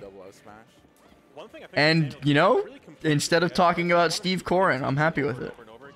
You can get proactive with Steve out there, especially versus Corrin.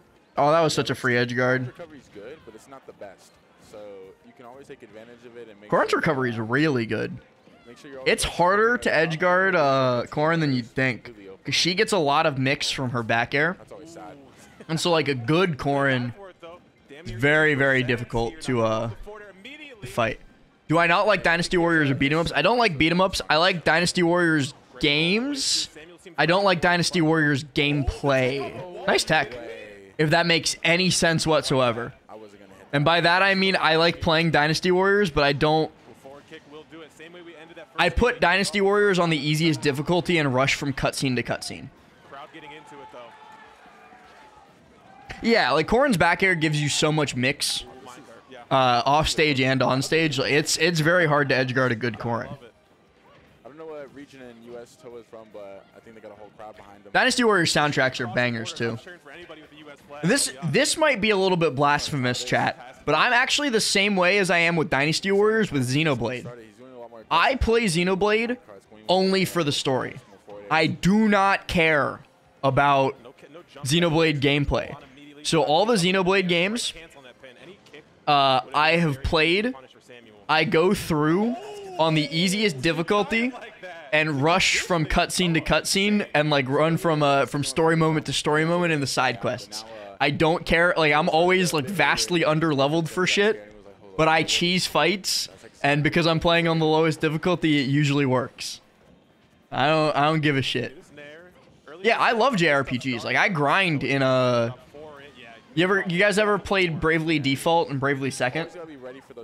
I was like max level in both of those games before I was even like halfway through the story, because I enjoyed the combat so much. So I grinded, and I grind those games in general, like JRPGs. But Xenoblade combat just like isn't. Why don't I just watch videos then? Why not? I don't know. What about Persona? I actually have only played Persona 5. Like one person in your region might have like a pocket Corrin that you can with like here and there. I'll play the other Persona games eventually. Like when the Persona 3, I think it is, remake comes out, I'll probably play Persona. Everywhere, you know. This is crazy. Doesn't even grab the ledge yet, and we have the read in place. What a nutcase. Are you kidding me? The angle up too. What's up, Jabari? No good. Well, this is deeper conditioning. The forwarder comes out. Yeah, the Bravely games are goated. If you want, like, actually, fuck. Crazy. I don't know if you can still get your hands on them. But Bravely Default and Bravely Second on the 3DS are two of my favorite JRPGs of all time. I love those games. Bravely Default 2 sucks. It's on the Switch. It's not good. Not good. Haven't played a Dragon Quest game. I've played most of the Dragon Quest games. I had all of them on my DS when I was younger. My favorite Dragon Quest game is Dragon Quest 9. Sentinels of the Starry Skies, baby. That's the one, and I was so mad when Hero came out and there was no Dragon Quest 9 skin. The Celestial only shows up in Hero's Final Smash. Hang on, let me.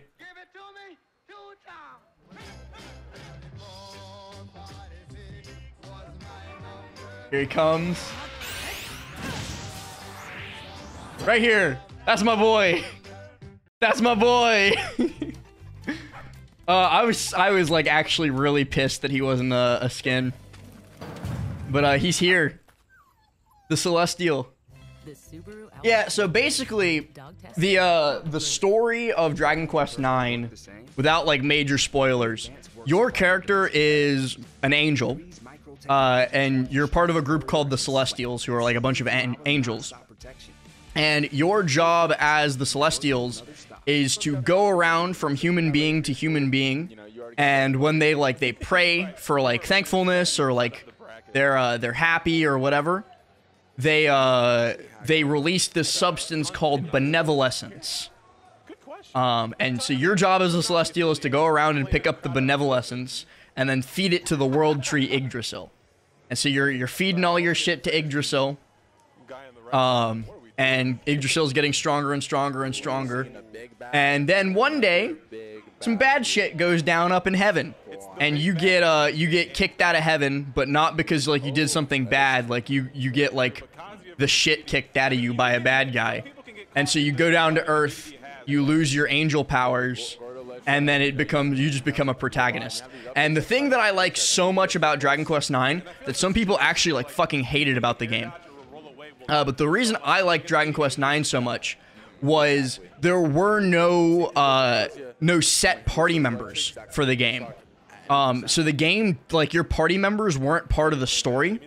You could go to the inn in the game, and you would just be able to make your own party members from scratch. So you could customize their looks, you could customize their name, you could customize their class. You just made your own party alongside your Celestial.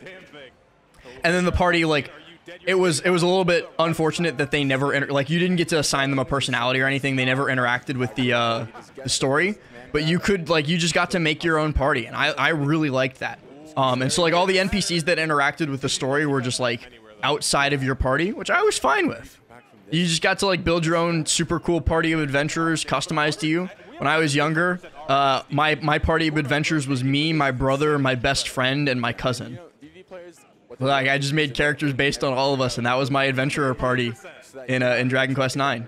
It's one of my favorite things in any RPG, and fucking people hated that shit. People were mad that this was the mechanic. They were like, oh, the party members should be part of the story and they should be interacting.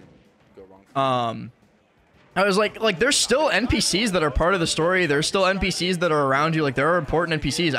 I don't think that those important NPCs necessarily need to fight with you. That's not necessary to my enjoyment. The secondary characters were still part of the story. It was still a normal JRPG. It was just they weren't in your party.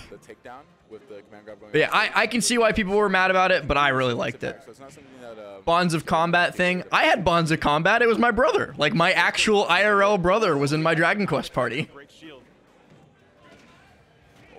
Non-interacting party members was what turned you off of Octopath. That's the one thing where I feel like if Dragon Quest IX was made today, I feel like you would be able... Have any of you guys ever played Dragon's Dogma? In Dragon's Dogma, you get to make your secondary follower, who's called a pawn, and you get to customize your pawn with a personality and stuff, and they're basically your main follower for that game, and they evolve and grow as the game goes on. And I feel like if Dragon Quest IX was made a little bit more in the modern era, oh, that sucks. Getting crumpled there is unfortunate. But I feel like if Dragon Quest IX came out today, the party members would probably have the pawn mechanic, where you would get to assign them oh, this guy's bold and he's belligerent and that sort of thing. Dragon's Dogma is really fun though. Speaking of good JRPGs, I would recommend. This guy's trying so hard to be an emote. He's got the LG hat on and everything. Let's see what stage we went to. I think we went to FD. Interesting choice. I'm interested. I kind of get it. You're a big body. You still. Oh wait, I didn't even realize that that was $5. I'm pretty sure he's a Toronto TO. Getting started. 2 Electrics, make it a third. Knocked out. Bye. Smash dead off the side of his stage. We have not. As Hazardous Matthew would say.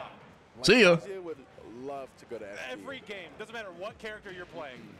Like it could be Sonic, it could be whatever. Yeah, I have one more story about Dragon Quest IX before I move on from that.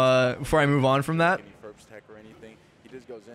Yeah, FD is a okay. I didn't even think about this until just now. Counterpicking FD against Kazuya is one of the boldest things that I can ever not recommend. You did this to yourself, my dog. Oh, electric direct down. Not going to follow up on the ground. But one thing that I did in Dragon Quest IX that I miss the feeling of doing was I got the guidebook for that game. Like the actual, like the physical, thick-ass guide tome. And one of the things that was in the guide tome was it would have the amount of health that a boss would have. That's not light. That's a different light. That's Canadian light. And in that strategy guide, it would have the amount of health that the boss characters had. And as a result, I would sit there with my DS, the guidebook, and a calculator. And I would literally, every attack by my party, I would plus 7,693, plus 8,132. Because as a little kid, I fucking hated not knowing how close I was to killing the boss. And so I was like, yeah, I need to know exactly like how many more hits I need to kill this fucker. My apologies. 69% the electric, just the up smash for it. It's a playground for Kazuya. You can't get away.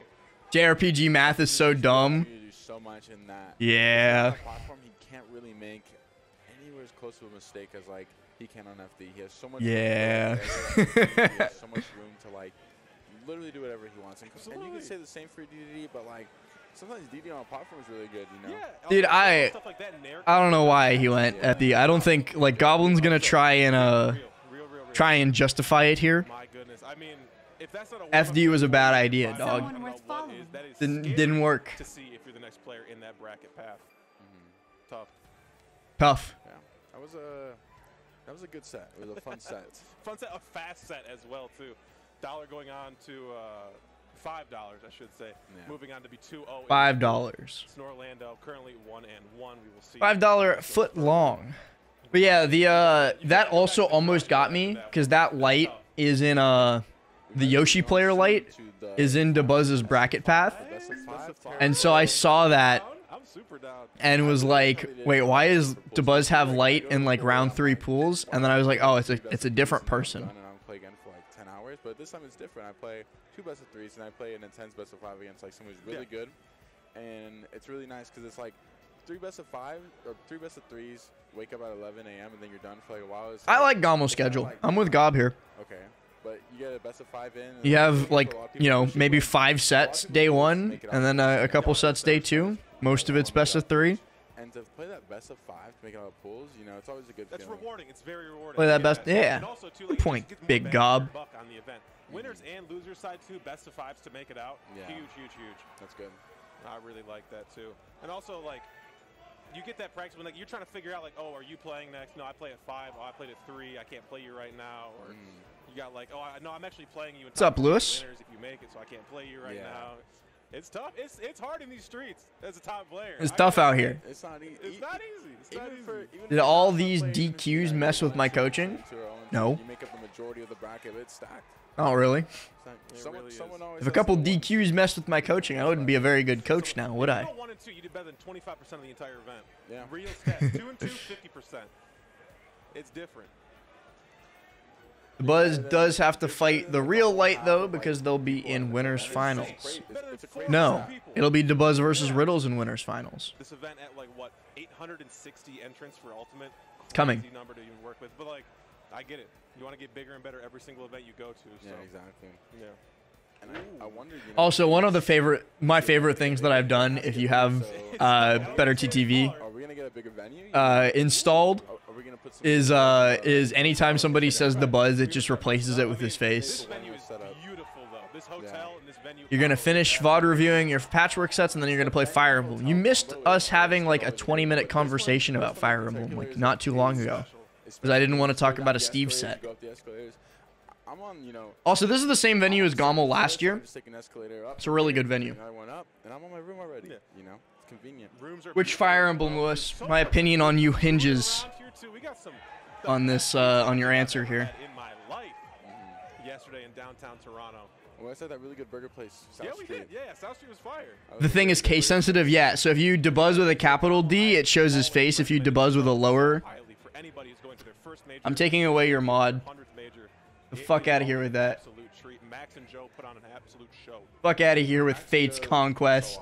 That's why I go to the No more mod for you. My first GOML was last year, and that's why I'm here. Yeah, 100%. Yeah, I'm back. That's the biggest voucher you can get. I'm back. Yeah, I'm back. Gob's back. Three Hopes is good. Oh my goodness. Three Hopes is a good game. Fate's Conquest is not. It's peak? I should ban you. Another Roy player coming up on the sticks for you. I think we do, but I think we have... I should, like, legitimately, I should ban you for calling Fate's peak. Have you ever played a good game before? Because some people, they're like, we'll go Roy, but then actually... Have you ever played a good Fire Emblem game before? The lavishes of the world. Yeah. Maybe you just, like, you just don't know any better. I'm trying to give you the benefit of the doubt, Lewis. I'm trying to give you the benefit of the doubt. But it looks like we have Carflow. You're not helping yourself. 64th seat of this event going up against, which is Pachis. Patches, Pachis. So many different names. I was talking to Onan about it because, you know, part of Catway. They said, like, there's so many different Not sorry? But rocking Palatena. I'm not sorry for this then. I believe coming out of Montreal as well. So New York City, See ya. Montreal matchup coming up. There'll be Palu versus Crom. That game is peak dog shit. New York has a lot Based. that was like True. True. So I think Carflow is gonna be really experienced. Sorry, Lewis. It had to be done. It's not fun. It's not fun, no matter how you put it.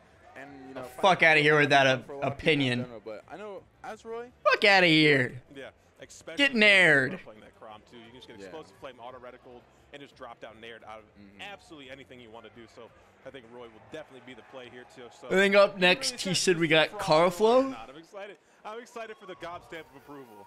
Yeah, because you know we might. I think that's the isn't that the Roy that got clipped so hard by a Steve that he reignited the ban discussion? I'm pretty sure that's this guy. I'm pretty sure this is him. But mad respect for the Yes? Yeah, that's what I thought. Imagine that being your legacy in Smash. Not even that like you're an amazing player. Like you're just like a pretty good PR player in your region, but you get beat so fucking bad that you reignite a dead ban discussion. That's your legacy. Number 10 in New York right now too. That's your legacy. I'm not gonna make a comment on that, but that's your legacy, dog, and you got to deal with it. You can get it this early in the bracket. Oh, so the winner of this would play the first seed of the event. Oh, that's Pacha. I heard Script struggling with trying to say Pachis. That's Pacha. That's like goes without saying. That's a Montreal Palutena player. If you're not expecting to make it at pools, you want to play somebody crazy. Les Québécois. Shout out Montreal. I was there not too long ago. For Battle of Z. And unfortunately for Pacha, he's the person who got reverse 3-0'd by Apollo Kage in pools. He was up 2-0, had the opportunity to put AK in losers. Was very close. So we're not immediately defaulting Crom here too. I appreciate that. But I do and then got the Polo Kage. Yeah? Eh, sí. Puedo hablar español un poco. ¿Qué pedo, amigo? Check like teas where they go Roy and they're like, oh yeah, I'm gonna play Roy, and then they pick an entirely different character like Mewtwo. And you're like, Mewtwo. That's the DeBuzz right there, Goblin. DeBuzz always does that. No, I always like the funny button. That wasn't a French accent. That was a bad Russian accent. An entirely different character. That was a very bad Russian accent that I was doing as a meme because Pacha sounds really Russian to me. The chat's always like, Duck Hunt. Oh, you see it. So, I won't say this in Spanish because most of my chat is not Spanish speaking. But I've said this before. Every time I speak with, like, especially the CDMX players, I learn a new slang term. They have so many slang terms in Spanish. Maybe if Tweak went in there yesterday, wouldn't have had tap jump on for that crew battle. Real. Yeah, I think I told this story the other day during Patchwork. I was sitting with HBox, like, backstage getting ready for a commentary block when AK was down 2-0 against Pacha. And HBox comes over to me. He's like, dude, AK's gonna lose to this Palu. And I get up, I look at the screen because I couldn't see it from where I was sitting. And then I looked at HBox and I go, he's about to get AK'd. And then in like 3 seconds, AK does that rising fair off stage, spikes Pacha, and starts the reverse 3-0. HBox comes back over to me after the set's over and is like, how the fuck did you know that? I was like, it's AK. He does that shit all the time. Goes in for the punishes at the right time. It might be hard to make that comeback back. Another down air. Stage here too, though. Doesn't matter how many polys you play against. This is a tough Yeah. So what Alonso just said is basically Siski's vocab. Also, Carflow is getting fucked. Siski's vocab is contagious to other Spanish speakers. Anything that like Siski says as like a turn of phrase or like a habit, all the other Spanish speakers around him pick it up. It's really funny. So like for a while, Siski, like his thing would be like, he would go, sí. And then everybody else started doing it. And then he started going, estoy trolling. And then everybody else started doing it. And then I'm trying to think of one of the other. Oh, he started going, un poquito sos. Everybody else started doing it. Siski's vocab is literally just contagious. It's really funny. Estoy trolling. Sí. Not scripting. Might call me crazy, but Totalmente. Oh, the other one that I picked up from him was after like everything. I just go literalmente yo. Literalmente yo. Getting 3-stuck by Palutena. Literalmente yo. It's tough too, especially as Roy, because it's like un poquito sos. Even if you're like in a huge deficit, like I still have to go for these grabs when I have to go for these grabs. You know, you can't just mash jab and get it the whole time. Right. Oh, my goodness. The Spanish EE? What do you mean by that? Oh, that his vocab is contagious. I would say that's more Haz. I think it's Hazmat. Like when Hazmat starts a turn of phrase in English, all the other commentators take it. It's contagious for him too. They're a positive feedback loop into each other. Yeah. Yeah, vamos. No, the one that Siski does a lot instead of vamos is he goes vamo. He like really heavily like pops the B sound on it. Vamo. Ooh, we got a deeper set here too. This will be fun. So this isn't gonna be like a 2-0 like catwalk off the catway. Yeah, we got time. We got time. To work with here. Well, I don't know if Carflow wants time because he getting fucked. I've played a lot of Roy at a lot of events, had a lot of success. Good evening, Cake. It's tough, honestly. Yeah, the Hazmat and EE feedback loop, especially on like a summit couch, is a recipe for disaster. They start a whirlpool and they sweep everybody up into it. Gotta stay active, stay moving. Pendejo is pretty good. I don't know if it's considered a cuss, like a swear word, because it's like it's so commonly used. But a la verga is like so. It's like the Swiss Army knife of swearing. It's so multi-purpose. So a la verga is pretty top tier. I mean, Carflow's not dead yet. You can even you could twist it around like el verguissimo. He was losing his stock really fast. No. He's already dead. Oh, you made it. Okay. We're good. Had the jump. Oh, but you just ran to the corner though. This is someone worth following. No, we are alive. There's a lot of utility with swearing in Spanish. Okay, he kind of cooking. He kind of cooking. Crom-esque immediately. Weak back air, not going to continue to anything, but this disadvantage is still going. And then he got nared. Single hit on that landing there leads to the back air for sure. All right. You can always up-B that nair as well. Even if they do it as close to the ground as possible, you can always I'll be honest with you. I think this is the first time I've been bored watching Roy Palu. Looking for the rollvery, no strong F tilt, but that was a good tech chase. Crawford's looking a lot better. He's looking a lot You can't say that with somebody who you aren't a close friend with. I don't think I would say anything like that to somebody who I'm not close with. But A La Verga is just very funny. Que vas a llorar? So honestly, I don't understand it that much either. A lot of like really funny Spanish memes come from misspelling words. And what I think it is, and I haven't actually asked anybody about it, but llorar, like Y-O-R-A-R, to me, when I read that, it sounds like llorar, which is L-L-O-R-A-R, I think is how it spells, which means to cry. Yeah, okay, so I was right.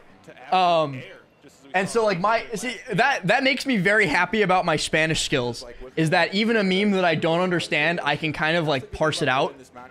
And so Que vas a llorar is like, are you going to cry, but it's spelled wrong, basically. I'm actually very happy that a meme that I didn't actually know for sure, I was like, my assumption on it was right. Are they gonna take turns 3-stocking each other? My favorite. I need to find this picture. This is my favorite Spanish meme. Why is it not here? Okay, it's this thing. Look at this fucking cat. Me perdonas. Me perdonas. Me perdonas. Si te he fallado, te pido perdón de la única forma que esté abriendo las puertas de mi corazón para cuando decidas volver. Solo quiero... Me perdonas. It's literally it's like saying like forgive me. So it's like me perdonas. But they like it's again like Spanish funny memes are all misspelled, and it makes it funnier. And so it's me perdonas. And then like because of that meme for a while, it was Chag. Chag kept like after everything, like literally anything would happen, and then Chag would just go me par. And I'd be like, what the fuck does me par mean? He was like, me perdonas. Me perdonas. It took me forever to figure out that it was just like a butchering of forgive me. That's what I mean about like learning. Every single time I speak to one of the Mexico City players, I learn a new slang term because there's so many of them. I think if Patches did the closer explosive flame, not the farther one, they would have got the stock there. Got caught for it. Won't take it. Nah. Okay, yeah. Next one will maybe. If it's not staled. If we have enough hits in between, but you might even die before that. Oh, bruh. Goblin option. That is unfortunate. Do I know the huge pinche? Oh, pinche. I don't know what that means. Chilango speak weird as shit. I've been told that when I speak like a lot of Spanish, I sound like a Chilango now, which is really funny. You know, when you're in a tournament, you're always gonna have one bad game, and you can't let that one bad game. I do not know. I've never seen that one. Fuck your mother. My question I wanted to have for you, though, and I think this might illustrate it right here, is there ever a point where like a Roy jab does not want to be followed up with back air? Because there was a few times it was. Yeah, it's you son of a bitch. For forward air. Yeah. Is it always, or is it just like maybe a positioning you want to get the jump? Rio people are the worst if you speak Portuguese. I don't speak Portuguese. Yeah, of course. Sometimes I only know a couple people who speak Portuguese. But back air is like Chilango's X100. Lamau. Get a kill with like a jab nair, a jab up air, a jab forward air. You want to go for it, but I like that 80, 90. IMO. Jab back air. Just go for it. Get that easy stock. Yeah, that's what I was wondering if there's any sort of like juggle potential. It's really funny. But I see what you're saying, though, my friend. What time is it? Oh fuck! It's already 6 o'clock. Chat. I have an honest question for you. Top 128 is supposed to start at 7, and it's supposed to run 7 to 9. However, I want to go climbing today, and the climbing gym closes at 10. So if I stream top 128, I will not get to go climbing. But in exchange, trade offer, I promise that I will pay CACT for the rights to stream Top Cut tomorrow. Because the problem with going tomorrow is tomorrow's arm day in the gym. today is my rest day for like normal. So like normal workout plan, I have a rest day today. And on that rest day, I would like to go climbing, which actually kind of defeats the purpose of a rest day, I'll be completely honest with you, but I like climbing, so I might do it anyway. So, I'm going to go rock climbing. I'm going to end stream. And then I'm going to pay Cact. I don't know if I'm allowed to reveal it. And if I'm not allowed to reveal it, Cact can yell at me. The cost to co-stream top 32 is $426.9. It's $420.69 for the restream rates, which I think is both really funny and also based. So I will definitely not make that much money from streaming Top Cut tomorrow, but I will pay it both to support GOML and also to get a stream off. And then I'm gonna go rock climbing today. So let's finish this set, see who comes out on top. Easy go, you know, it's your bread and butter. And it's actually, I'll be honest with you, $420.69 is cheaper than some tournaments try to charge for restream rights. Some tournaments be charging some money for restream rights. Some shmoney. The F-throw doesn't get you your grab back, your jump back. That's so smart from Carflow. Are you kidding me? I forgot about that actually. Genius. Yeah, that's something that a lot of people forget about. So Carflow got F-throw, and Pacho was trying to drift back because he was afraid of runoff fair.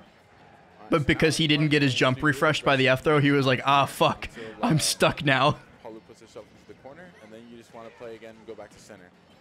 So here we're going to see a lot of damage come out from Carflow. No jump here on Palu.